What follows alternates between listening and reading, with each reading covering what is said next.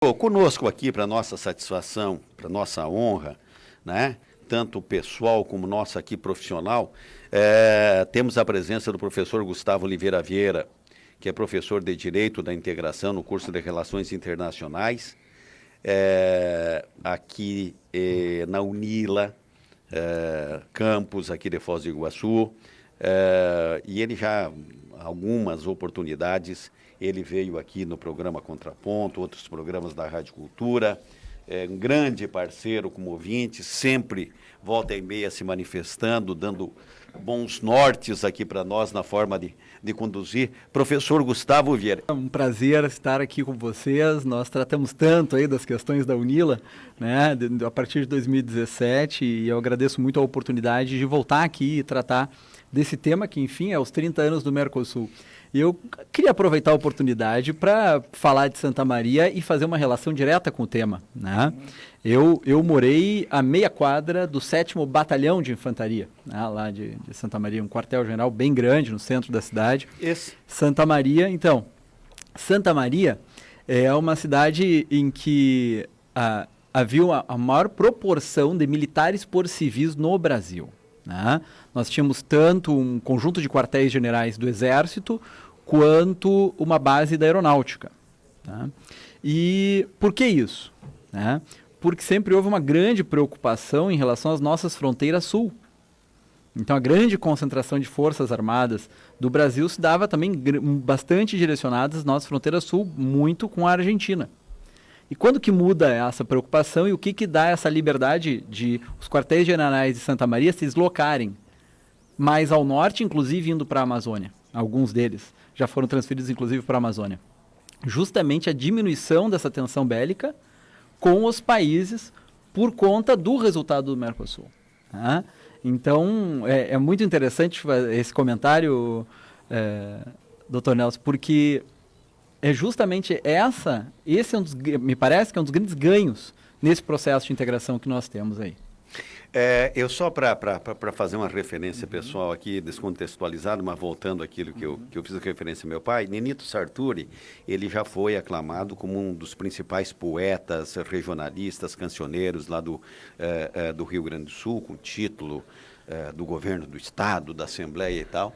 E ele faz uma música em homenagem ao meu pai e minha mãe, que ele começa: o olhar do sargento Júlio não desgruda do horizonte. Chama-se Um Romance na Estação. Professor, deixa eu fazer uma pergunta para o senhor. Nós aqui, particularmente, e eu acho que todos os meios de comunicação, quem não se debruça, tal como o senhor, tecnicamente, academicamente, em cima de integração,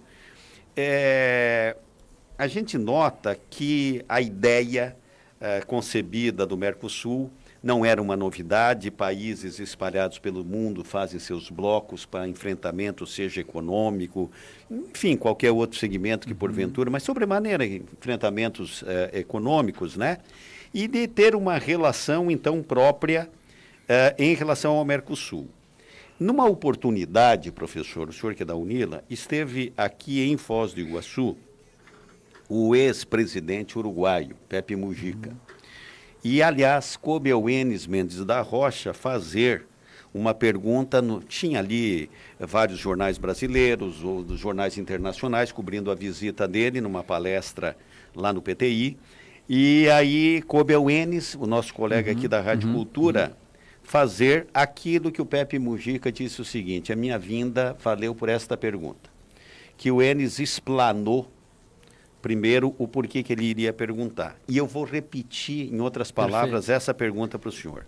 Disse o Enes: talvez o maior, digamos assim, acordo internacional, né, misturando geografias, jurisdição, autoridades e criando um cenário de independência, seja a Itaipu Binacional. O acordo, o tratado da Itaipu Binacional, né? Que ela cria uma série de figuras jurídicas internacionais, aí o senhor é professor no assunto. E que funciona muito bem. E que funciona muito bem. A Itaipu, ela não tem, nunca eu ouvi, pelo menos, uma distinção de desacerto por conta daqueles que tocam a Itaipu diretamente. Sim. Pode sempre ter lá um que está candidato a presidente. Não, o Brasil já levou não sei quantos bilhões nosso de dólar por conta da tarifa, isso, e volta é meio que recorrente isso, se vai aumentar a tarifa, se não vai aumentar a tarifa por conta da compra excedente. Mas o tratado funciona. Funciona respeitosamente e tal. Por que o resto do Mercosul ainda não andou, professor? Bom, inclusive aqui em Foz. Vamos começar então com o tema 30 anos. Né? A gente pode falar, o livro que a gente está lançando é os 30 anos do Mercosul, Caminhos e Possibilidades, pelo Instituto Memória. São 24 capítulos. A gente pode falar que são 30 anos, mas a gente poderia retomar desde a União Ibérica, né? Essa região mesmo aqui do Paraná, tinham cidades espanholas no começo do século XVII, né? Eram 13 reduções jesuíticas, né? Tivemos invasões dos bandeirantes justamente nesse período, começa em 1629 isso tudo. Então, podemos tratar da Guerra da Tríplice Aliança contra o Paraguai, né? Poderíamos tratar num marco histórico de 150 anos, esse processo de integração da guerra à paz. Né? Também poderia ser legítima essa abordagem. Na década de 70, nós tivemos, na verdade, vários tratados bilaterais que estabeleceram, o que eu diria, alguns pilares do processo de integração multilateral. Então, as relações internacionais se fazem por pontes bilaterais para permitir que esse avanço multilateral aconteça. Então, lá, por exemplo, no Rio Grande do Sul, no sul do Rio Grande do Sul, com o Uruguai, se fez o tratado, nesse mesmo período, Tratado da Lagoa Mirim. Certo. Né? O que acontecia?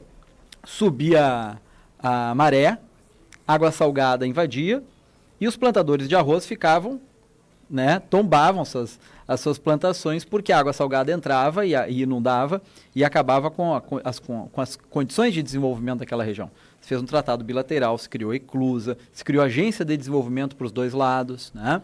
Brasil e Paraguai, né, que tinham toda essa, e ainda tem esse ressentimento em relação à guerra, né, muito forte no lado do Paraguai, com várias narrativas, enfim, criou o Tratado da Itaipu. Esse Tratado da Itaipu, os debates começam décadas antes, né? Ele é de 73 e agora estamos no caminho aí de uma negociação também que é sensível, que é a questão da parte financeira do anexo C, que muda em 2023. Né? Certo. Com o pagamento da dívida.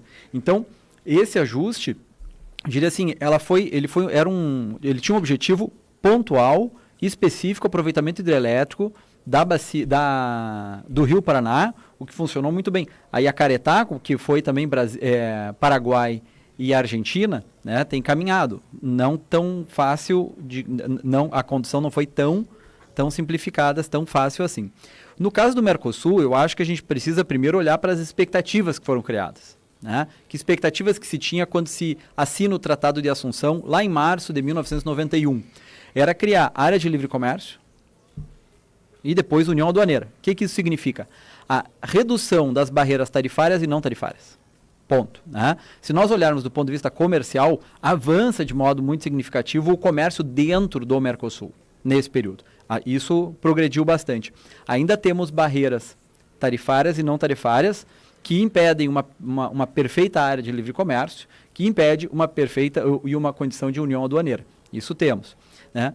Eu diria talvez assim que nós temos 3 principais objetivos no processo de integração regional. A primeira delas é a paz. No caso lá, a França e a Alemanha, no processo de construção da União Europeia, lá em 1957, primeiro criaram o quê? A Comunidade Europeia da Energia Atômica, Euratom, e depois a Comunidade Europeia do Carvão e do Aço, né, para depois as comunidades econômicas europeias. Né? Sedimentada a paz, a gente pode progredir em termos de progresso comum, mas tem que ter paz entre as nações.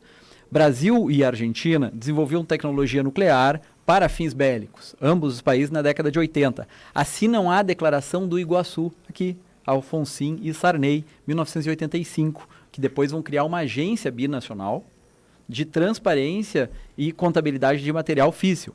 Né? Em 1991, criam essa agência. Então, a partir daqui, a nossa tensão recíproca, ela se volta para outros problemas, né? Mas não mais uma tensão bélica entre os países. E isso também progrediu. Né? Agora, no nosso cotidiano, a gente pode perceber alguma mudança decorrente do Mercosul? Certamente o fluxo de mercadorias nessa região, né? Hoje acabo de passar pela 277, a quantidade de caminhões aumentou enormemente, né? Isso também proporcionado pelo Mercosul, né? Foz do Iguaçu se tornou e tende a progredir muito mais enquanto polo logístico internacional, muito em decorrência dessa liberação de comércio.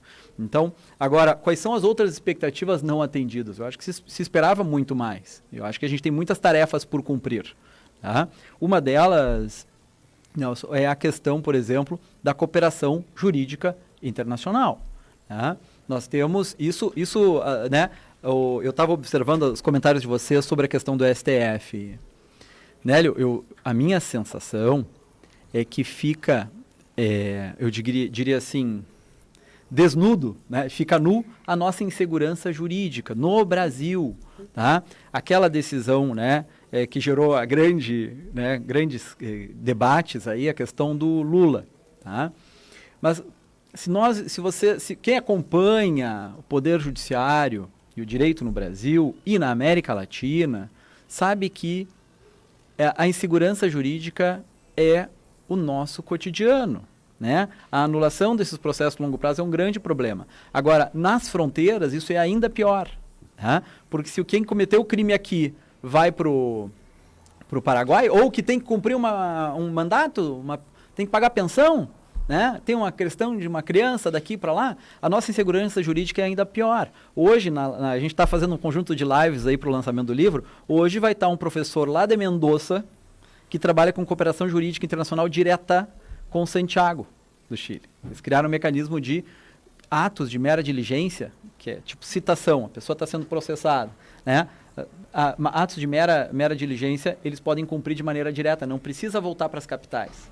Né, para o público, o nosso ouvinte, poder entender.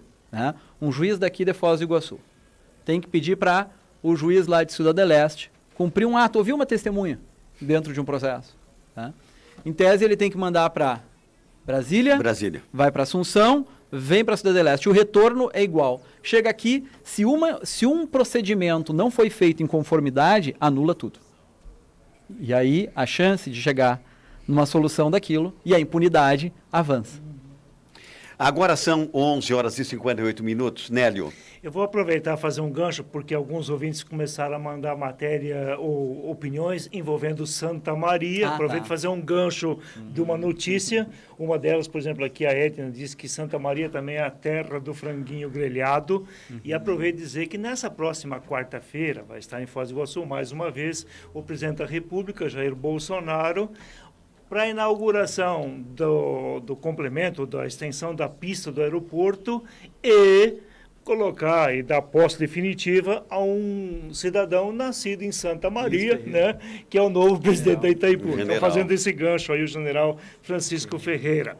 Quanto à questão, aproveitando a tua presença aqui, Gustavo, me parece assim que a expectativa de nós, não muito entendidos nas questões jurídicas e talvez até mesmo acadêmicas, ou aquilo que é discutido nos governos centrais de cada país do Mercosul, era algo que pudesse se assemelhar com a União Europeia, com a facilidade de trânsito, com leis que integrassem a população.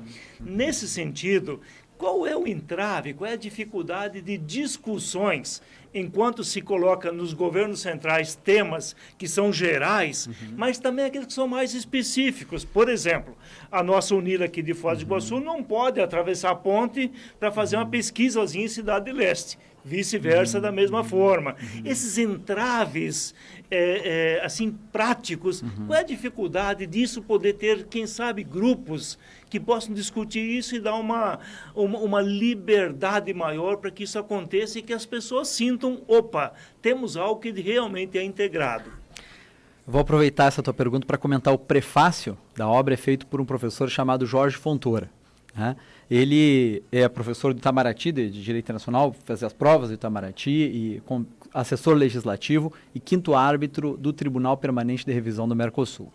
E ele faz um comparativo dos 30 anos da União Europeia na época ainda nem se chamava União Europeia, né? Como é que estava a União Europeia na década de 80 e como é que estamos nós aqui, né?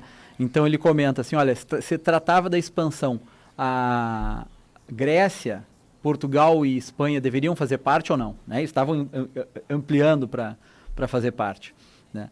Grupos separatistas e movimentos de terroristas internos dentro da Europa ainda, né? Então, eu acho que o desafio de comparar é que o processo deles começa em 1957. Nós começamos com um processo de integração que é diferente, né, do que simplesmente fazer uma relação bilateral em 1991. Então, esse tempo de maturação desses acordos ainda ele está por vir, me parece que está por vir. Porque se há 20 anos atrás se debatia se o Mercosul estaria numa crise terminal ou numa crise de crescimento, esse debate sobre a condição terminal não volta mais. Ela não voltou mais, né? E aí o que acontece? Hoje nós podemos transitar, o que debantou muita negociação diplomática, com a nossa carteira de identidade para circular pelos países. Uma coisa era circular na região aqui da fronteira, outra coisa era entrar até a capital. Tinha que levar o passaporte, né? Então, algumas facilidades já acontecem, né? Agora, esses avanços, eu acho que é uma questão de maturação do processo de integração que tende a acontecer com uma certa facilidade. Vou só comentar a comparação com o tema da Itaipu, é muito interessante. Tem um texto de uma revista de estudos diplomáticos aqui dos nossos diplomatas brasileiros, que se chama Juca, falando sobre a Itaipu, né? E sobre como a negociação da Itaipu, ela traz todo o traço da diplomacia brasileira. Inclusive o João Guimarães, tem um autor de literatura brasileira do Grande Sertão Veredas, que foi um dos que Guimarães Rosa atuou nesse processo, né? Não sabia, ele foi diplomata, né? E ele foi para a divisão de fronteiras, achando que lá ia ser mais tranquilo. Né? E ele acaba atuando, eu vou te mandar esse texto, Nelson. Por favor. Mas é muito interessante. E ali coloca, inclusive, negociações importantes e rodadas de negociação na ONU, porque a Argentina queria que uma resolução da ONU estabelecesse que nos rios internacionais, os países contíguos deveriam dar anuência para a formação de hidrelétricas.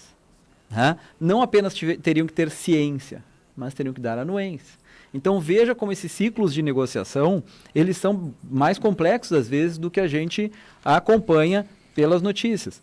Então me parece que o Mercosul, apesar, eu diria assim, das contingências do hiperpresidencialismo que marca a América Latina, então se nós olharmos para outros países, há uma grande concentração de poder no âmbito da política externa, centrado nos presidentes da República, né? Diferente de países parlamentaristas, por exemplo, do que a gente observa na Europa, né? E esses mal-estares, às vezes, eles chamam muita atenção, mas também, às vezes, não acontece nada depois do mal-estar.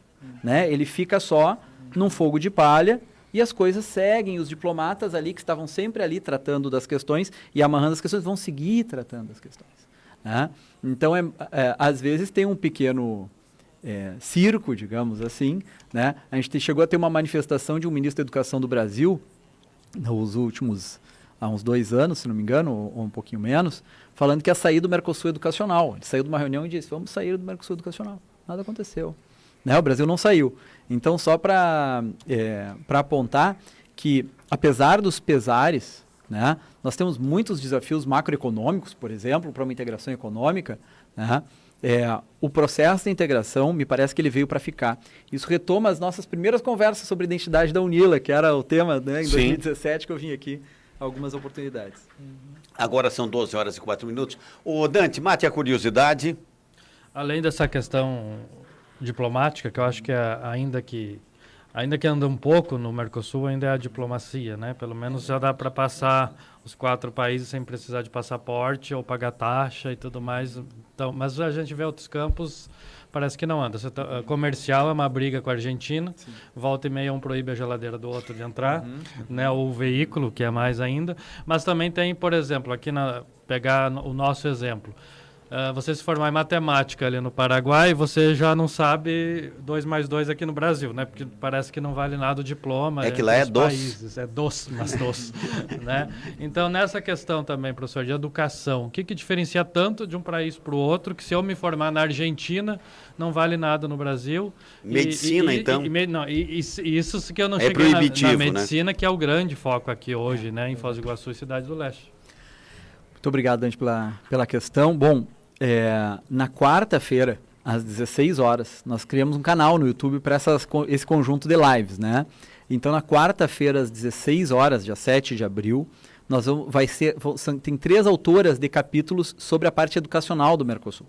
Uma delas atuou no Mercosul Educacional, Daniela Perota, hoje trabalha na Cooperação Internacional do Governo da Argentina, professora Tatiana Skepf, da Universidade Federal de Uberlândia, e Miriam Colacray, da Universidade Nacional de Rosário. As 3 trabalharam nesse tema educacional. Quais são os desafios desse processo? Na parte do ensino básico, nós já conseguimos avançar de maneira substancial, né? Ensino fundamental e ensino médio. Nosso desafio agora é na parte dos títulos superiores. Nós já temos alguns acordos, o Mercosul Educacional criou processos de reconhecimento e de ajuste entre as carreiras, né, para conseguir fazer essa validação, e isso foi parando porque queriam também, assim, esse é um desafio, né, tu precisa estar disposto a entrar em acordos, né, e nos últimos anos, a educação também virou um grande commodity econômico. Tá? Esse nosso salto em termos de matrículas no ensino superior no Brasil, de 1,5 milhão para 8 milhões de matrículas, ele teve uma expansão na educação pública, né? Mais que dobramos as vagas na educação pública, mas aumentou em 7 das instituições privadas lucrativas. Tá? E isso não aconteceu só no Brasil, isso também aconteceu no Paraguai, também aconteceu na Argentina, e isso gera uma dificuldade do ajuste sobre a formação dessas carreiras. Vou dar o exemplo da medicina. A medicina no Brasil exige, para cada vaga de estudante de medicina, 6 leitos públicos para a realização da prática. Então, por exemplo, a Unila ter a medicina, ela teve que mostrar a quantidade de leitos disponíveis e o pessoal dos hospitais teve que colocar à disposição os leitos disponíveis para fazer a prática. Agora, como é que você faz com 10 mil estudantes, né, numa cidade e 100 leitos? Como é que você faz a prática? Então, o nível de exigência, às vezes, varia muito. Então, aí gera uma dificuldade de como é que a gente faz o reconhecimento desses títulos. Agora, professor, colocando uma opinião aforante, nós temos que entender que medicina é bem diferente do resto, né? Agora, primeiro, há uma reserva de mercado que a classe profissional, que as corporações aqui no Brasil, Deus o livre. Eu costumo dizer, em 1940, a Universidade Federal do Paraná, a primeira do Brasil, que é de 1912, oferecia 100 vagas para estudantes de medicina a cada período, né? Período anual, ok, a cada novo vestibular. E tinha lá seus 300 mil habitantes. Hoje tem 5 milhões na região metropolitana e tem 100 vagas. Né? Então, aí como é que o Estado vai suprir? Então, me parece, ou por estratégia totalmente errada e tal, e sempre com aquele argumento, é caro o curso de medicina. Eu sei que é caro, o caro é não ter médico. Esse é o mais caro ainda. É muito mais caro do que um laboratório, muito mais caro que um professor bem remunerado, que um ambiente adequado para uma aula de medicina, entendeu? É muito mais caro você não ter médico. E o que eu digo agora é o momento, né? E agora o momento, então, inclusive, está cobrando com mais do que juros e correção monetária. Aliás, a Justiça de Ponta Grossa permitiu que médicos brasileiros, médicos que sejam formados no estrangeiro, possam atuar em Ponta Grossa sem o revalida, por 6 meses e tudo mais, por causa da situação da pandemia. Emergenciais, O último revalida que teve foi em novembro, a primeira fase, ainda a segunda não saiu. 15% passaram. E há quanto tempo está sendo postergado, né? Então, não isso é uma outra realidade. Mas aí vem uma questão dos processos de integração, que é o seguinte, a gente falou assim, olha, a primeira razão é paz, a segunda é a integração comercial, para proteger do processo de globalização econômica global, mas o terceiro é essa condição de uma de uma alianças políticas estratégicas, tá? E isso eu estou falando porque, veja, a gente tem um sistema de ciência no Mercosul minimamente estruturado e articulado, é condição para o exercício da própria soberania. Veja a nossa vulnerabilidade na produção de vacinas hoje. Isso é um exemplo prático e concreto. Né? O Brasil não teria condições de ter a própria vacina? Claro que teria. Né? Pegou a nossa ciência com as pernas quebradas e não teve uma política de articulação nacional. Hoje tem, acho que mais 10 vacinas em andamento, uma delas pelo UFPR. Erroneamente, professor, mas para a gente entender a geografia, a América Latina, né, que é uma América só, mas a América Latina, não ter uma produção de vacina ou uma estrutura minimamente organizada para dizer como é que nós vamos fazer o enfrentamento disso. E com problemas tão regionais de doença, né? Não, e aí fica muito claro como a ciência tem de relação direta com soberania. Então, assim, mas a China, mas os Estados Unidos, mas os interesses internacionais daqui ou dali... Assim, ok, então vamos olhar para os vizinhos, eu acho que com os vizinhos a gente consegue se fortalecer, não se vulnerabilizar. Né? Acho que se critica tanto, e essa é uma, né, os grandes parceiros econômicos continuam sendo China e Estados Unidos da região. Mas se nós não fortalecemos a nossa aliança com os vizinhos, e isso, eu estava me lembrando, antes de vir para cá, eu estava me lembrando de comentar, o primeiro chanceler brasileiro foi José Bonifácio de Andrada e Silva, né? Que é o patrono da independência do Brasil. Sim. E ele que escreve a primeira orientação diplomática para os diplomatas para o diplomata, que fica responsável por Buenos Aires e Assunção, é o mesmo na época, 1821, 1822. E ele chama a atenção para a prioridade dessas relações e para a relevância dessas relações. Então não é algo, né, que nasce, nos últimos 30 anos. Que começa numa bela segunda-feira de abril, né? Professor, mas nós temos muito que avançar, porque vamos colocar o senhor, vamos dizer assim, da forma acadêmica, mais científica, vamos dizer assim, seu ponto de vista do estudo, se debruça em cima do problema. Mas também comparando, professor, voltando, por exemplo, claro que vou ser um pouquinho exagerado, mas o ouvinte vai entender o meu raciocínio. Eu não consigo admitir que se eu tiver, por exemplo, um mal súbito ali na Argentina, vou lá comprar uma garrafa de vinho, um médico possa até lá, argentino, vir a praticar uma cirurgia em mim e eu sair de lombo liso. Esse mesmo médico, se me receitar uma aspirina aqui, porque ele me viu espirrando, entendeu? E disse assim, você está com um resfriado? Toma uma aspirina aí, entendeu? Se ele singelamente fazer isso, ele pode ser preso por charlatanismo. Entendeu? Então, quer dizer, são coisas que nós já devíamos ter ultrapassado. Certamente. Né? Mesmo você tendo, daí no caso da Argentina, uma qualidade considerada muito boa nos cursos de medicina, inclusive. O que eu penso? Não sei, mas claro que vai ter ideia muito melhor. Você faz uma comissão do MEC aqui no Brasil e diz o seguinte, então nós vamos verificar a Faculdade de Medicina de Rosário. Aprovamos. Ela tem campus, ela tem equipamento, ela tem não sei o quê. Quem sai de lá com o diploma, o dia que chegar aqui no Brasil, faz o registro e vai... Tu está falando Rosário, na Universidade Nacional de Rosário, me chamou a atenção, num ano apenas, eles tiveram mais de 500 brasileiros ingressando na Faculdade de Medicina. Num ano apenas. Então, a quantidade de brasileiros fazendo medicina na Argentina é enorme. E a qualidade das universidades nacionais lá é bastante reconhecida. Né? Então, eu concordo com... Eu estou tentando justificar, mas eu concordo plenamente que há muitas tarefas pendentes. Posso colocar mais uma aqui que afeta o nosso local? Que afeta muito Foz do Iguaçu? O Paraguai cobra uma taxa consular para consularização dos documentos de transporte rodoviário de carga internacional. Então, chega o caminhão aqui, tem que mandar lá para o consulado com os documentos, eles colocam selos, estampas, carimbos, devolvem, cobra $100, o caminhão leva mais umas 24 horas de tempo de trânsito, o que é mais caro que $100 ainda, né, para poder atravessar, enquanto numa área de livre comércio, isso é um empecilho. Tá? Então, é uma coisa que afeta o nosso cotidiano, e a gente tem transportadoras internacionais, né, os despachos aduaneiro, né? Até dá um serviço de motoboy aqui, algum serviço ali, mas isso é um problemão, porque o nosso fluxo podia ser muito mais ágil no transporte internacional. Encarece a carga. O Brasil não cobra isso, a Argentina não cobra isso. Porque, professor... Encarece...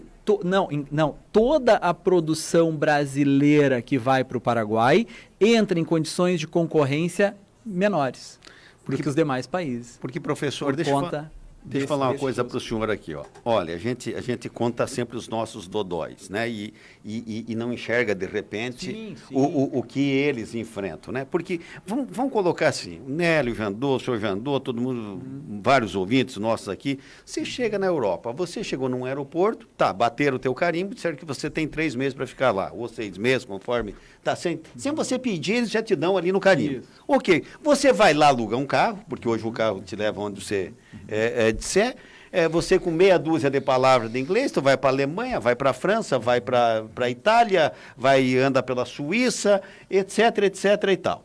Entendeu? E você vai ser observado pelo policial se você estacionou errado, se você de repente ultrapassou um excesso de velocidade, alguma coisa nesse sentido. Senão você anda livre, solto, folgado. Por quê? Porque você já bateu o teu carimbo lá. Então, se você pegar e fazer uma viagem daqui a Capanema, que em linha reta é do lado de lá do rio, verdade, e você for pelo território argentino, é um entendimento aqui nosso, entendeu? Passou a ponte do Rio Iguaçu, já pode ser outro. Você chega em Vanda, que está 15, 20 quilômetros adiante, é outro. Você chega em Andrecito, é outro. E você atravessa o Rio Santo Antônio e está no querido território capanemense, é outro. E tem que pagar a carta verde. E aí você tem que pagar a carta verde, tem não sei o quê, tem que ter 2 cambão, tem que ter não sei quantos extintor. Sabe, é isso que a gente não consegue compreender ainda. Claro que as questões maiores e tal. E também, como não compreendo, para encerrar, o Mercosul, lindo de morrer. Mas o que eles fazem, por exemplo, com o Uruguai? Vamos criar uma indústria automobilística na América Latina para isso. Mas o Uruguai, pelo menos, faz um parafusinho dessa montagem? Não. Não, porque o negócio lá é ovelha, o negócio deles lá é uva taná. Tive um caso de... né? E daí, como é que coloca? Porque nós temos que fazer a Bolívia, tá? Mas o que a Bolívia faz no Mercosul? Entendeu? Além do cocaleiro, o que nós temos para oferecer para o mundo? Então, são coisas assim que nesses 30 anos que o senhor se refere, que eu não sabia que vinha lá do Guimarães Rosa. Para mim, eu tinha em mente a figura do Guimarães Rosa, diplomata na Alemanha. Que foi marcante na vida pessoal dele.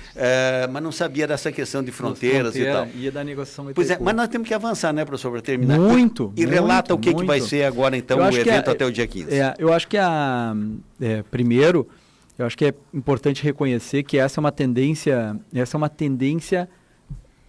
política nacional, uma tendência política internacional, né? Eu tratava aqui quando defendia a identidade da UNILA, né, para justificar a internacionalização e a questão da integração latino-americana, mas o mesmo argumento serve para a questão do Mercosul.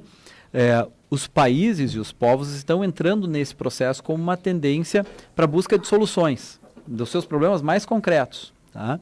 E essa é uma forma com que se faz uma mediação mais adequada também do que gera de prejuízo essa globalização, né? Desses entraves. Então, essa é uma questão. A gente pode observar outras tendências globais, o tema do desenvolvimento sustentável, por exemplo. Né? Tem um capítulo do livro que trata do seguinte, tem dois capítulos que vão tratar. Nesse acordo União Europeia-Mercosul, um capítulo é comércio internacional e desenvolvimento sustentável. Porque agora a gramática do desenvolvimento tem que entrar, o debate sobre desenvolvimento e os caminhos do desenvolvimento tem que se justificar no âmbito da sustentabilidade. Ok, a gente não quer, mas eu não quero, eu acho isso errado. Ok, mas essa é uma tendência que, querendo ou não, é importante a gente entrar nesse debate. Não tem muito mais saída. Falava da Europa, eu me chamava a atenção, 2 anos atrás eu fui, e a quantidade de carros elétricos. Né? Essas são tendências, as casas terem telhados, né, teto solar, enfim, essas questões que precisam ser reconhecidas. Então, o que a gente está propondo aqui? Então, a gente tem o lançamento de um livro, né? Então, eu sou professor da UNILA, de Direito da Integração, a gente está lançando um livro, 24 capítulos, com autores importantes no âmbito do direito da integração, de todos os países do Mercosul, e nós estamos propondo um conjunto de... são encontros online, né? Com atividades no YouTube, tá? Que a gente está divulgando, então. Hoje vão ser 4 autores, amanhã mais 4 autores, e aí... catedráticos da Universidade de Buenos Aires, Universidade Nacional de Rosário, hoje vai ter um professor da UERJ também, o diretor do Tribunal Permanente de Revisão do Mercosul vai estar conosco hoje à tarde, hoje é às 15 horas e a partir de amanhã às 16 horas, Então é 5 de abril, 6 de abril, 7 de abril, depois volta 13 e 14 de abril, né? Tratando dos diversos temas sobre a questão do Mercosul com alguns dos seus principais especialistas e arquitetos, alguns dos que desenham também o Mercosul. Assim, acho que tem muitas tarefas pendentes, né? Acho que o que foi tratado aqui são muitas tarefas pendentes, sem dúvida alguma, e na medida em que as coisas também avançam, mais coisas a gente sente, porque a convivência vai se tornando mais cotidiana, né? Agora é importante, concordo, né? Sentir o calo do outro, né? Entender o que toca. Esse é um obstáculo para a área de livre comércio, uma taxa consular. Mas está prevista já num acordo de facilitação do comércio assinado em 2019, que ela tem que acabar, né? Professor, eu fiz questão, sugeri, e os colegas têm, além da sua companhia pessoal, que é sempre prazerosa, eu sou convencido que quando tinha gente ainda que estava naquela, não sei por quais as razões, só vendo defeito na UNILA, né? Eu não querendo fazer o tal da filosofia de boteco, do meio copo cheio, do meio copo, eu dizia, mas gente do céu, já tem uma UNILA. E eu ficava feliz da vida, que eu penso que esse é um marco mais do que significante, mais do que representativo, como tem outras ferramentas que servem para a nossa região aqui ajudar nesse tratado de Mercosul, né? Primeiro, esse tratado internacional da Itaipu Nacional, né?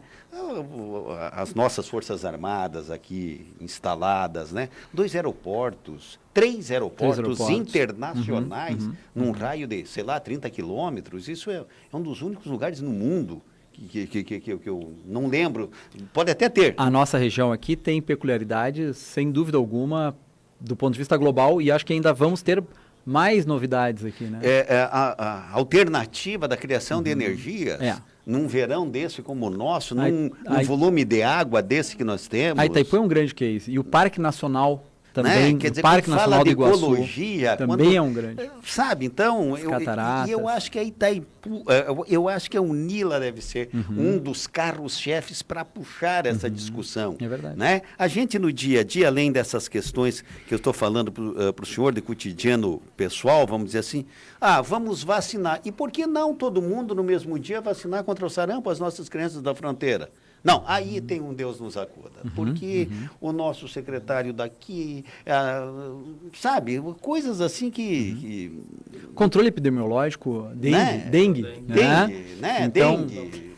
Agora, veja, tem acordos de localidades fronteiriças vinculadas, Brasil-Argentina, Brasil-Paraguai, e agora em 2019 foi firmado um do Mercosul, em que coloca Foz do Iguaçu com os demais, Foz do Iguaçu com as cidades aqui, né? Presidente Franco, Cidade do Leste, Hernandárias e com Porto Iguaçu, e tem um artigo 7º lá que vai tratar de cooperação em matéria de saúde, em que ele trata sobre a cooperação em matéria sanitária, epidemiológica. Agora, a gente precisa agora dar condições, no âmbito das relações internacionais, isso se chama paradiplomacia, né? Que é empoderar os atores, por exemplo, o município, a assumir as suas tarefas nas relações internacionais, né? No começo, né, se falava da questão das competências materiais e legislativas dos entes federados, né? Isso. Está lá a partir do artigo 21 da nossa Constituição, essa é a discussão do STF, né? Quais são as competências comuns entre os entes federados. E quando a gente fala em relações internacionais, a gente percebe que o artigo 21 trata da União. A União vai ficar, né, vai conduzir as relações internacionais, muito bem. Né? E quando a gente está numa cidade de fronteira, quando as cidades, quando os estados têm que fazer relações internacionais, como faz?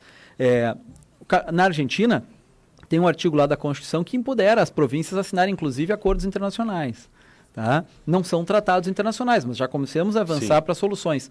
Então, isso é algo que a gente vai ter que avançar de modo muito significativo. A gente está com um projeto de extensão junto à Direção de Assuntos Internacionais aqui do município de Foz do Iguaçu para construir um plano de relações internacionais, né?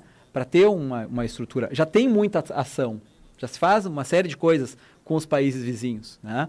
O nosso prefeito fazia reuniões com o prefeito aqui de Cidade do Leste para a questão da abertura das pontes, inclusive como eles iam fazer, né? Eles não decidem se vão abrir ou fechar, mas eles podem decidir como vão fazer, certo? Como vão manter o controle.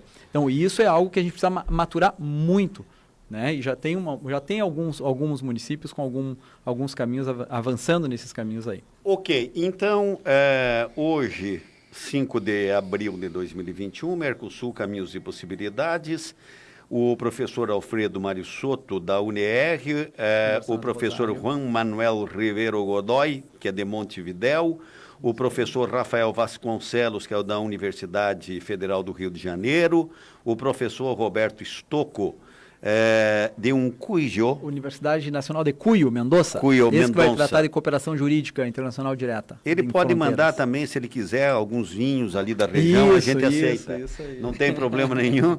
E tem o professor Gustavo Oliveira Vieira, que é o nosso professor que está aqui, hoje das 15 às 17 horas. Como é que eu enxergo isso, professor? Tem um link a partir de um link do YouTube, né? 30 anos Mercosul. / 30 anos Mercosul, pode fazer, quem quiser certificados, a gente vai dar certificado de 20 horas para todos os eventos, né? Certo. Ou só por cada dia, tá? Pode fazer uma inscrição pelo sistema Even, tá? E nós fizemos a divulgação tanto no site da Chamou Unila, no Google 30 anos de Mercosul, vai aparecer. Ou eu tenho que 30 entrar na anos Unila? pelo YouTube. Pelo 30 anos YouTube. Mercosul, sim. Tá. Na Unila tem a notícia, eu vou pedir para a gente colocar no site da Rádio Cultura, vou pedir para a Cida, Certo. a gente colocar também os links lá. Ela anda meio rebelde, mas ela vai atender o senhor. Eu vou fazer a solicitação. Obrigado, viu, Tá professor bom? Vieira? Muito obrigado. Obrigado Muito mesmo. obrigado.